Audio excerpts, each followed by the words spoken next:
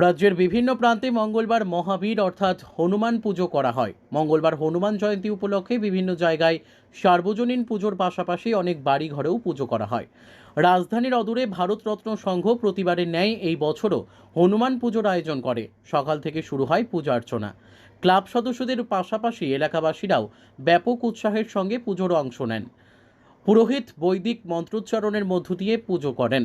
বিশিষ্টদের মধ্যে উপস্থিত ছিলেন রাজ্যপাল ইন্দ্রসেনা রেড্ডি নাল্লু, সদানন্দ দাস কাঠিয়া বাবা মহারাজ, প্রাক্তন বিধায়ক ডক্টর দিলীপ দাস সহ অন্যান্যরা। পূজা ঘিরে উপস্থিত ধর্মপ্রাণ সবার মধ্যে বেশ উচ্ছ্বাস দেখা দিয়েছে। প্রসঙ্গত গত কয়েক বছরে মহাবীর তথা হনুমান পূজার প্রচলন অনেকটাই বেড়েছে। বিগত বছরের না, এবারও হনুমান জয়ন্তীর আরাধনায় ব্রতী হয়েছি। আপনারা দেখতে পাচ্ছেন আমরা এই ভারতরত্ন সংঘের ক্লাব প্রাঙ্গণে আজকে আমরা এই হনুমান জয়ন্তীর পূজা আমরা সবাই এখানে মিলিত হয়েছি। পূজা অর্চনা চলছে। আমরা ভোলানন্দ সভার